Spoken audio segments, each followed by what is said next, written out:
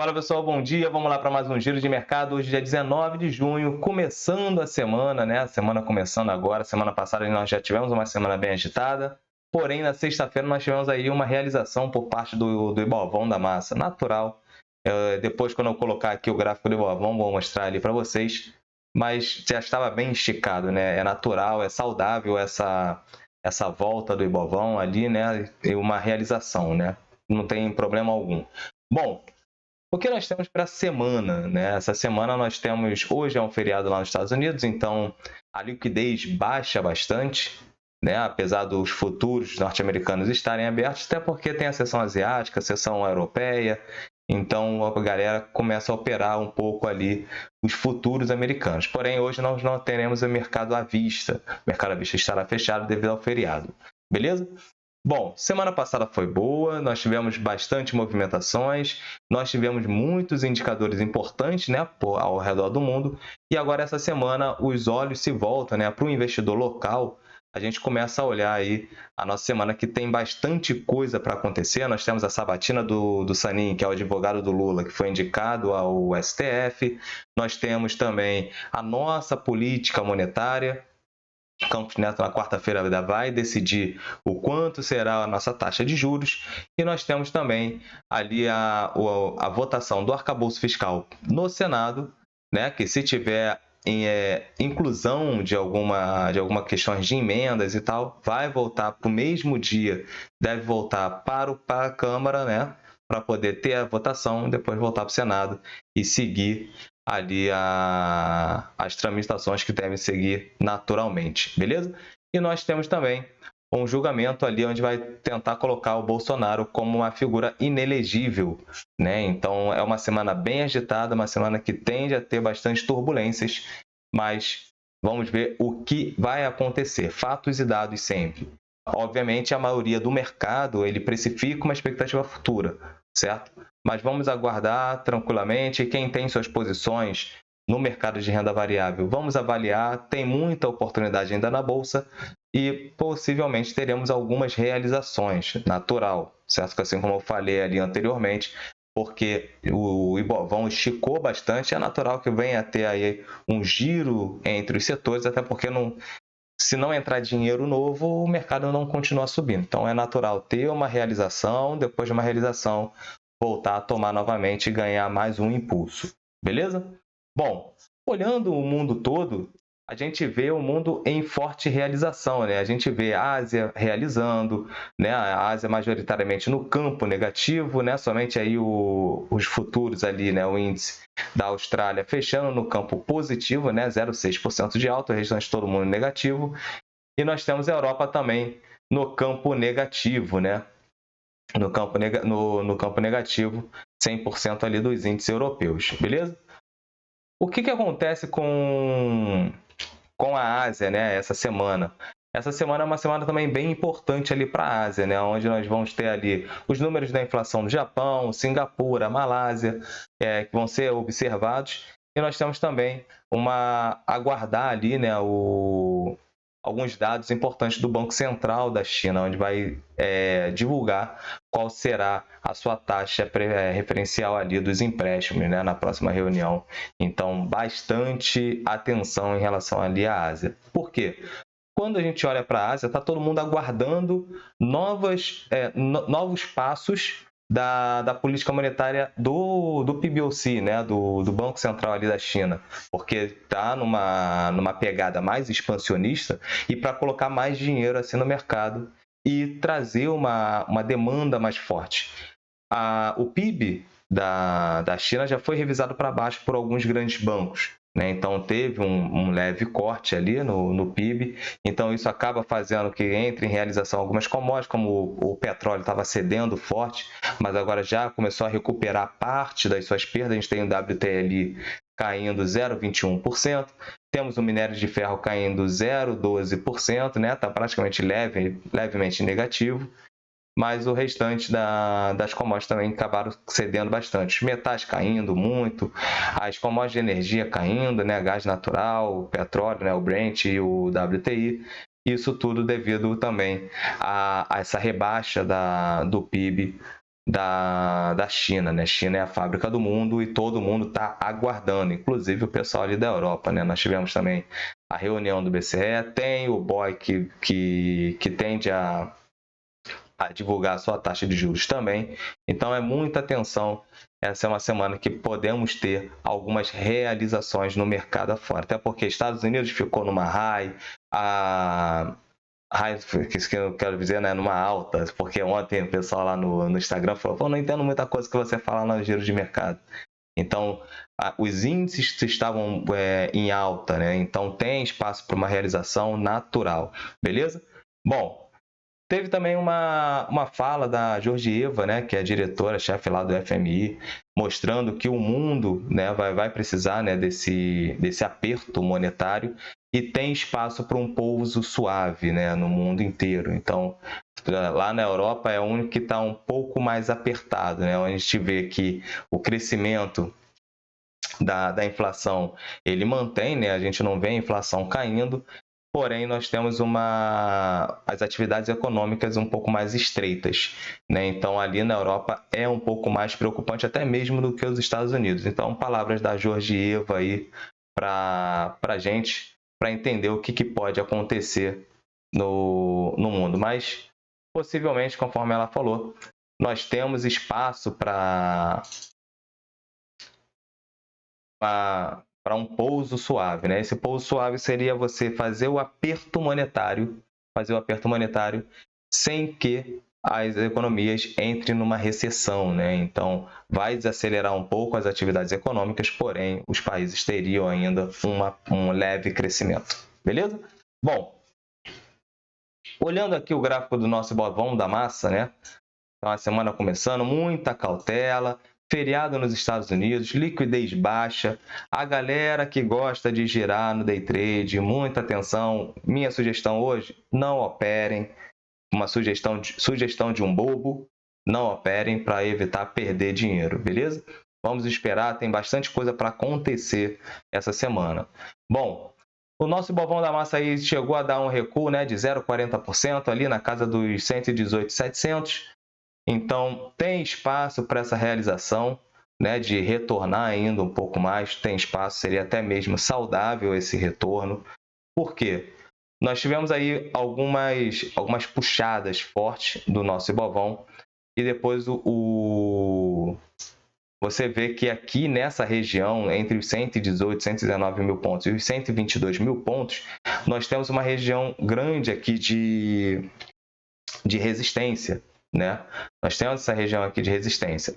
Então, é a ponta alta do caixote, é natural que a gente venha ter uma realização para depois sim quebrar essa ponta alta aqui do caixote. Até porque nós temos hoje, essa semana, a decisão da política monetária, né? Porque se o Campos Neto, de repente, cortar a taxa de juros já nessa reunião, que é pouco provável pelas análises pela galera, né? Os analistas de mercado, né? Os players, né, no mercado não apostam não acreditam numa queda da taxa de juros já para essa reunião, e sim para a próxima.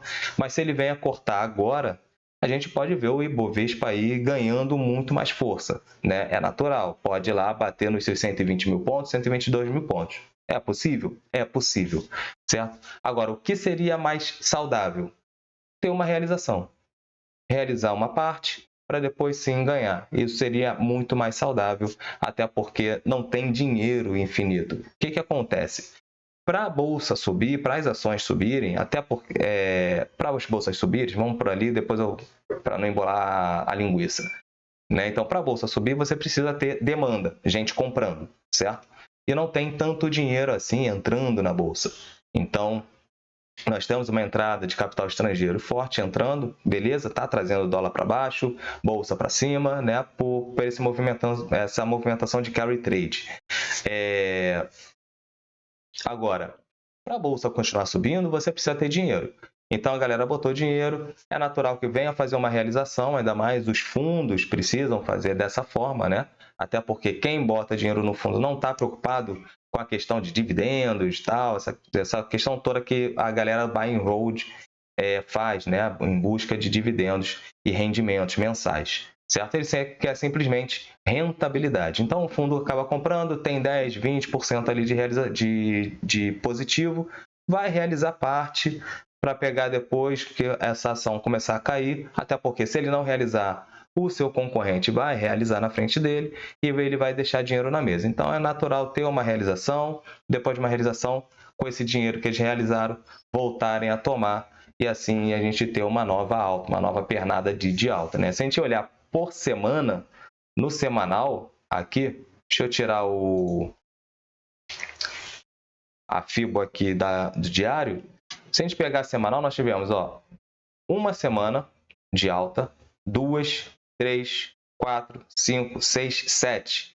Se nós contabilizarmos esse candle aqui, né, que é um candle de indecisão, na semana ele abriu e fechou praticamente no mesmo ponto, certo? Então, nós tivemos aqui 7 a 8 semanas de alta.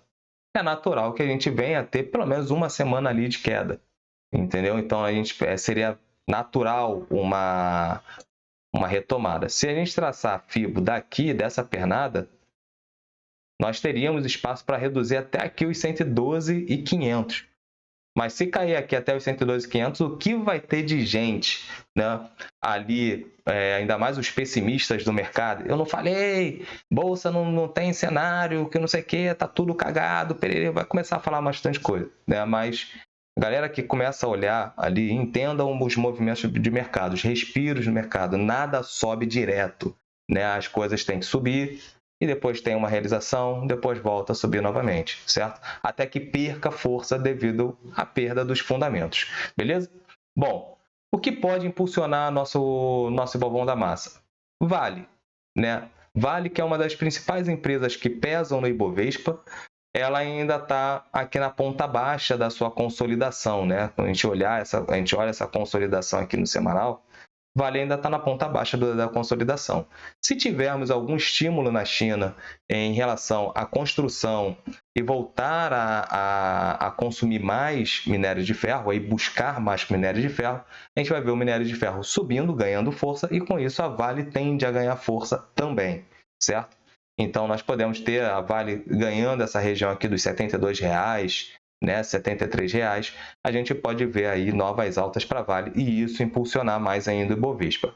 Aí vai depender de outros fatores para o nosso Ibovão da Massa, né? Se a gente pegar aqui, por exemplo, o portfólio do Ibovespa, o que pesa no Ibovão da Massa são esses três quadrantes aqui, esses três setores, né? Materiais básicos, a gente está falando aqui muita parte de mineração, nós temos petróleo e bancos, né? Basicamente, isso aqui, esses três quadrantes aqui, a gente está falando de mais de 50% do nosso Ibovespa. Na verdade, mais de 60% do Ibovespa está concentrado nesses três setores aqui.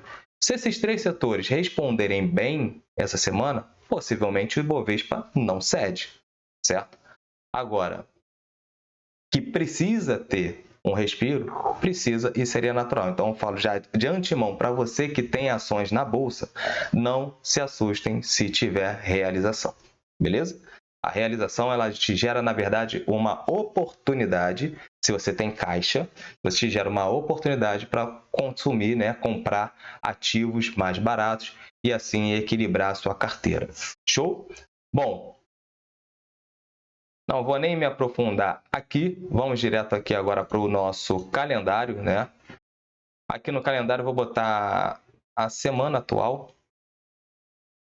Então, nós temos hoje, né, saindo ali o índice de mercado de habitação, Boletim Focus, que sai toda semana, né, todo início de semana pela manhã. Então, é bom a gente analisar, até porque nós temos a decisão da nossa política, né, monetária aqui na quarta-feira. Na terça-feira já começam a ter alguns indicadores, alguns Fed Boys falando, até porque nós teremos o Jerome Powell no Senado, lá nos Estados Unidos, tendo uma sabatina, né, apresentando o relatório semestral do Fed sobre a política monetária. Então, nós temos o discurso do Bullard, né, na terça-feira. Eita, começou passou um caminhão, passou uma barulheira do caramba. Mas vamos lá. Então, nós temos na terça-feira, a única coisa aqui interessante, né, são os alvarás de construção, né, o mercado imobiliário lá nos Estados Unidos. Na quarta-feira, nós temos um principal ponto aqui, o testemunho do Fed, né, que vai ser lá no Senado, aquela sabatina lá do Fed, do Powell. Então, isso pode vir a mexer nos mercados, sair às 11 horas da manhã, né, na quarta-feira, beleza? E nós temos no fechamento de mercado a nossa política, né, a nossa decisão da taxa de juros, nossa famosa Selic. A expectativa do mercado é que venha manter em 13,75 e começar o corte na próxima reunião, beleza? Só que o mercado vai ficar muito atento à fala do Campos Neto. Se o tom vai mudar. Se o tom mudar, o mercado tende a ganhar um pouco mais de força, fica um pouco mais animado. Agora, se o tom continuar sendo hawkish, isso pode vir a preocupar o mercado e gerar realizações, beleza? E realizações um pouco mais fortes. Bom, na quinta-feira nós temos aí mais um discurso de um Fed Boy, né, do Waller. Nós temos a decisão da taxa de juros do BOE, que é o Banco Central inglês, e nós temos aí dados do mercado de trabalho norte-americano. Lembre-se que o Fed, né, o Powell, falou sobre o mercado de trabalho norte-americano e o core, né, o núcleo das inflações, tanto CPI quanto PCE, beleza? Então fiquem atentos com esses dados. Comentei isso no nosso giro de mercado pós-decisão da política monetária do Fed. E na sexta-feira, nós não temos muita coisa aí para sair, mas tem os PMIs lá dos Estados Unidos, né? Tanto serviço composto e industrial, mais discurso, né? O Bullard volta a falar, a Bostic e o Mester também. Mester volta a falar na sexta-feira, beleza? E as receitas fiscais que vão sair aí à noite, né? Aqui tá meia-noite basicamente, mas isso pode ser antes, beleza? Bom, esses acabam sendo os recados, né?